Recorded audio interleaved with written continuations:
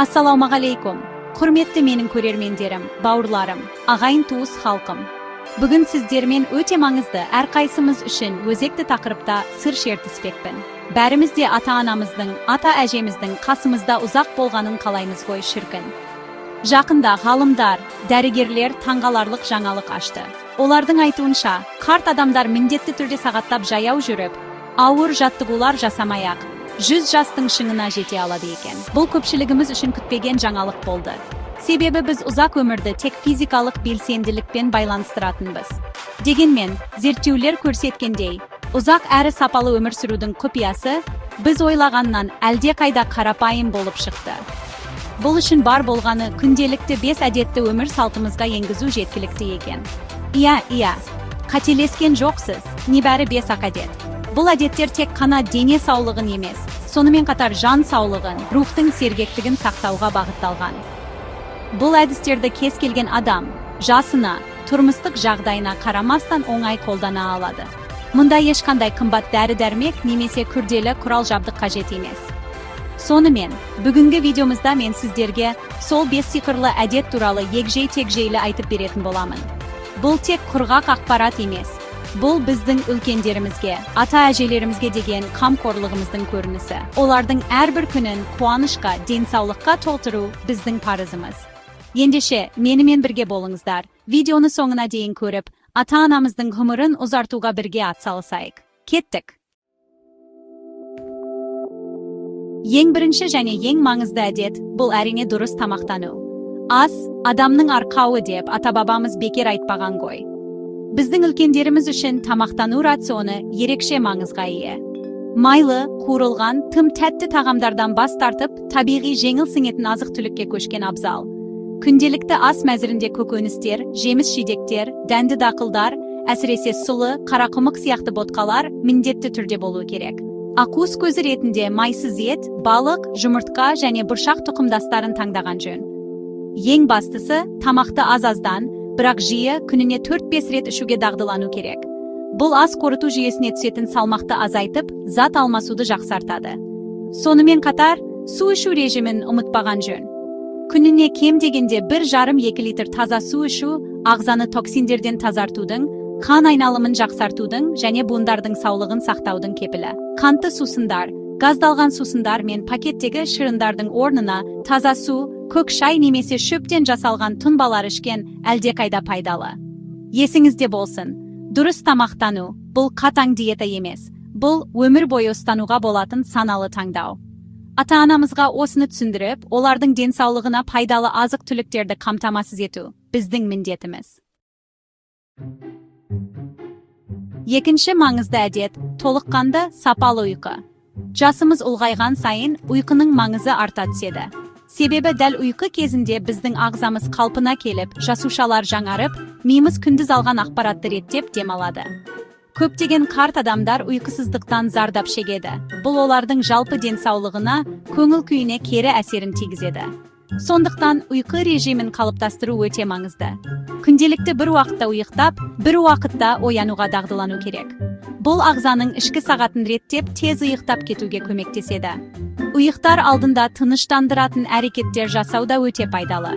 Мысалы, жылы ванна қабылдау, жағымды, баяу музыка тыңдау, қызықты кітап оқу немесе түймедақ шайын ішу жүйке жүйесін тыныштандырып, терең ұйқыға кетуге септігін тигізеді. Ұйықтайтын бөлменің қараңғы, тыныш және салқын болғаны дұрыс. Ұйықтар алдында кем дегенде 1 сағат бұрын теледидар көруден, смартфон немесе компьютер қолданудан бас тарту керек. Себебі, экраннан шығатын көкшіл жарық ұйқы гормоны мелатониннің бөлінуін тежейді. Ата-әжелеріміздің тыныш ұйықтауына жағдай жасап, олардың әрбір таңды сергек атыруына көмектесейік. Үшінші құпия, бұл стрессті басқара білу. Қазіргі заман стресске толы заман. Күйзеліс, уайым қайғы жүйке жүйесін тоздырып, көптеген аурулардың, соның ішінде жүрек қан тамырлары ауруларының негізгі себебі болып табылады. Әсіресе, егде жастағы адамдар үшін стресстің зияны өте зор. Сондықтан, оларға жан тыныштығын сақтауға көмектесу біздің басты міндеттеріміздің бірі. Стрессті жеңудің ең қарапайым жолдарының бірі терең тыныс алу жаттығулары. Мұрынмен терең дем алып, Ауызбен баяу шығару жүректің соғуын реттеп, жүйкені тыныштандырады. Бұл жаттығуды күніне бірнеше рет жасауға болады. Сонымен қатар, жағымды істермен айналысу да стрессті азайтуға көмектеседі. Мысалы, бау-бақшада жұмыс істеу, гүл өсіру, сурет салу, қолөнермен айналысу, немесе жай ғана табиғат аясында серуендеу уайымнан арылтып, ойды тазартады. Егер ата-анаңыздың сүйікті хоббиі болса, сол іспен айналысуына жағдай жасаңыз. Олармен жиі сөйлесіп, ішіндегі мұңын, уайымын бөлісуіне мүмкіндік беріңіз. Кейде жай ғана тыңдап, қолдау көрсетудің өзі үлкен көмек болады. Ұмытпаңыз, жан тыныштығы бар жерде денсаулық та бар. Ата-әжелеріміздің жүзінен күлкі кетпесін, жүректері уайымнан ада болсын. 4-ші құпия әлеуметтік белсенділік, жалғыздықтың емі. 4-ші аса маңызды құпия әлеуметтік белсенділік. Адам әлеуметтік жаратылыс. Біз жалғыз өмір сүре алмаймыз. Әсіресе зейнетке шыққаннан кейін көптеген қарт адамдар өздерін жалғыз сезініп, қоғамнан шеттеп қалады. Бұл олардың психологиялық жағдайына қатты әсер етіп, күйзеліске ұшыратады. Сондықтан, жақындарымен, достарымен, көршілерімен үнемі араласып, қарым-қатынаста болу ұзақ өмір сүрудің басты шарттарының бірі. Балаларымен, немерелерімен жиі сөйлесіп, олардың өміріне араласып отыру, оларға өздерінің қажетті екенін сездіреді. Оларға жаңа достар табуға көмектесуге болады. Мысалы, ардагерлер клубына, қызығушылықтары бойынша үйірмелерге, немесе жергілікті мәдениет үйіндегі іс-шараларға қатысуға ынталандыру керек. Құрбыларымен жиналып шай ішіп, әңгіме дүкен құру, шахмат немесе дойбы ойнау, бірге серуендеу. Мұның бәрі көңіл күйді көтеріп, өмірге деген құштарлықты арттырады. Отбасылық мерекелерді, жиындарды жиі ұйымдастырып, үлкендерімізді ортаға алып, оларға құрмет көрсету арқылы біз олардың өміріне мән береміз. Жалғыздық жанды жейтін құрт. Ата-анамызды осыдан сақтайық, ағайын. 5-ші құпия зияткерлік жаттығулар, мидың сергектігі. Міне біз соңғы 5-ші құпияға да келіп жеттік. Бұл зияткерлік жаттығулар, яғни миды үнемі жұмыс істетіп отыру. Денеміз сияқты миымыз да жаттығуды қажет етеді. Егер миды жаттықтырмаса, ол тот басып, есте сақтау қабілеті нашарлайды, ойлау процесі баяулайды. Бұл Альцгеймер, деменция сияқты қауіпті аурулардың дамуына әкелуі мүмкін. Сондықтан, мидың сергектігін сақтау үшін, оны үнемі жаңа ақпаратпен, жаңа тапсырмалармен жүктеп отыру керек. Бұл үшін күрделі математикалық есептер шығару міндетті емес. Миды жаттықтырудың көптеген қарапайым әрі қызықты жолдары бар. Мысалы, сөз жұмбақ, сканворд, судоку шешу, жаңа тіл үйренуге талпыну, өлең жаттау, шахмат ойнау. Осының бәрі мидың нейрондық байланыстарын нығайтады. Сондай-ақ, жаңа дағдыларды меңгеру де өте пайдалы. Мысалы, компьютерді немесе смартфонды қолдануды үйрену, интернеттен қызықты ақпарат іздеу, сурет салуды, немесе музыкалық аспапта ойнауды үйрену, мидың жұмысын жақсартып, оның қартаю процесін баяулатады. Ата-аналарымызға осындай қызықты істермен айналысуға жағдай жасап, олардың ақыл ойының айқындығын сақтауға көмектесейік. Ғұмырыңыз ұзақ, деніңіз сау болсын.